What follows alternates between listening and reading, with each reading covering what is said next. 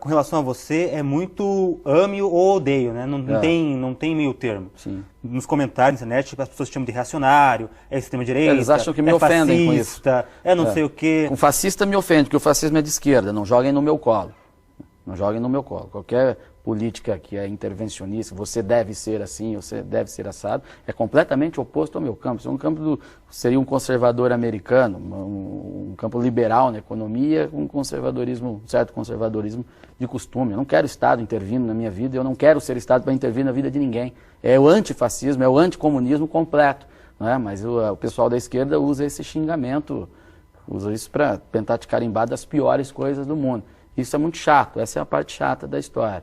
Agora, me chamar de reacionário não me ofende nem um pouco, não estou nem aí para isso. Até eu sei que isso foi, o termo reacionário acabou sendo usado aí pela esquerda, surgiu ali na Revolução Francesa e tal, depois acabou sendo usado pela esquerda de forma pejorativa, né? Você é contra as mudanças que eles propõem para salvar o mundo. Mas eu prefiro aquela definição do Nelson Rodrigues, que em 77, em entrevista ao Otto Lara Rezende, o Otto perguntou para ele, o que é ser reacionário? Você é reacionário? Sou. O que é ser reacionário? Ele responde, reacionário é reagir contra tudo que não presta. Então, nesse sentido, muito prazer, Paulo Martins, o reacionário, sem problemas. E quando você emite essas suas opiniões, você se imagina educando a população de uma certa maneira? Porque o que eu vejo é que as pessoas veem uma opinião, muitas vezes não entendem como que ela foi criada, tomam aquilo para elas e às vezes confundem tudo e criam problemas imensos. A gente teve o caso agora da Raquel Sherazade, que é o caso mais claro disso, né? Uma opinião com palavras bem colocadas e que tomou uma proporção tão grande que até o Ricardo Boechat acabou culpando ela por aquele linchamento que teve no Guarujá. De forma leviana, ele foi leviano quando fez isso. Você acha que ele foi leviano? Ele foi leviano, porque seria como eu culpá-lo por todos os vidros quebrados que existem no Brasil afora todos os dias, por uma declaração que ele deu também, dizendo que as pessoas têm que praticar vandalismo sim, que tem que quebrar coisa, tem que dar tapa na cara e riscar carro de autoridade. Sabe? Ele não influenciou ninguém com isso. Calma, foi uma opinião dele. É menos, bem menos. E a Raquel não saiu pregando para todo mundo fazer justiça com as próprias mãos assim, não. Eu não entendi assim o comentário dela. Eu não entendi. Eu entendi que ela estava tentando explicar por que as pessoas, diante da ausência completa do Estado, da Justiça, da autoridade policial, reagiram daquele jeito. Não entendi ela pregando isso mesmo, vá todo mundo para a guerra e saiam fazendo justiça com as próprias mãos. Não entendi assim. Eu entendi ela interpretando a ação daquelas pessoas. Mas como ela não é do time, ela é da direita reacionária, então se veio da boca dela deve ser uma grande bobagem. Então a gente tem que atribuir a bobagem a ela. Quando o seu Boechat fala coisa semelhante, não, intelectual, que está ali num momento de descontração, falando com os meninos e incentivou manifestações de rua, só isso. São 2 pesos e 2 medidas, isso é ridículo. Me diz uma coisa, você faz os seus comentários, você critica o governo atual, e você falou uma coisa que quase ninguém fala, e que eu só vi você e o Reinaldo Azevedo da Veja comentarem um assunto que é o Fórum de São Paulo. Sim. De imediato, ele parece um pouco absurdo. Sim, e ele é absurdo. Na sua opinião, ele é um fato, ele é uma lenda, está caminhando para se tornar realidade? A América Latina vai acabar se tornando inteira comunista? Porque quando a gente fala de comunismo, parece uma coisa tão distante, tão fora da realidade, tão irreal, que parece que está falando besteira. Me explica, me contextualiza isso.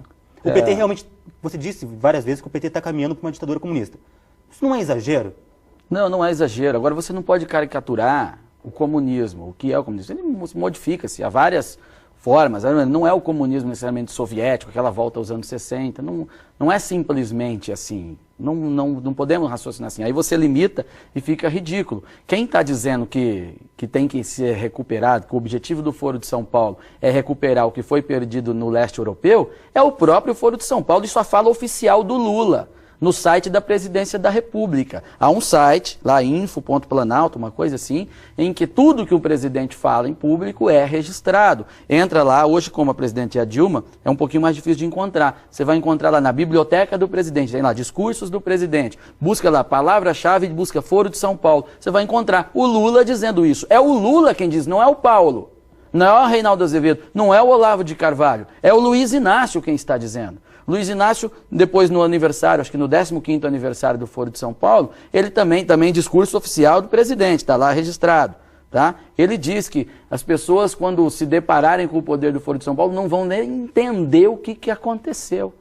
Por quê? Ele trabalha, são métodos de solapar a democracia por dentro. Eles vão disputando eleições, vão aparelhando o Estado, vão transformando isso de forma revolução cultural. É uma coisa lenta, não tem nada daquela luta armada que foi tentada aí nos anos 50, 60, né, na América inteira. O próprio símbolo do Foro de São Paulo é a América Latina Vermelha. São eles que desenharam isso, não sou eu que estou falando, não é eu que estou carimbando. Isso consta nos documentos deles. Há atas do Foro, há vídeos do Foro de São Paulo, hoje você encontra isso no YouTube, facilmente, eles exaltando viva Cuba, viva o socialismo, viva Fidel Castro.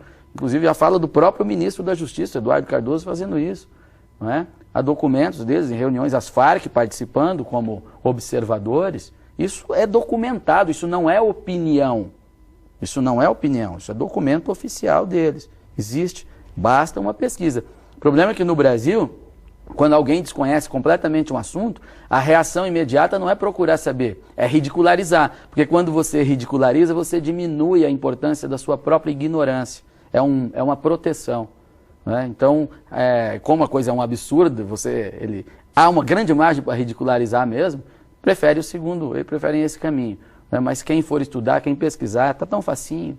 O Google ajuda bastante. Vai encontrar lá atas oficiais, vai encontrar uma série de coisas. Então, Venezuela, Argentina, Brasil, Uruguai, o fato desses governos existirem da forma que existe não é uma simples coincidência? Não, de forma alguma. Tanto que o Brasil é visto como a grande mãe que tem que fomentar esses regimes. Por isso que o Brasil arquitetou, junto com o governo da Bolívia, sim, posso afirmar isso, a tomada da Petrobras pelo Evo Morales. Só basta você olhar a reação do governo brasileiro, que não foi uma não reação. Inclusive autoridades do governo brasileiro, na época, Marco Aurélio Garcia, aqueles caras todos dizendo, a gente compreende a Bolívia. Ou seja, era um negócio que eles estavam de acordo, uma questão de patrimônio. Depois o BNDES, o Brasil ainda financiou para a Bolívia, depois de ter o seu patrimônio tomado pela Bolívia, o Brasil ainda financiou a estrada na Bolívia, a Transcocaleira, com muitos milhões lá.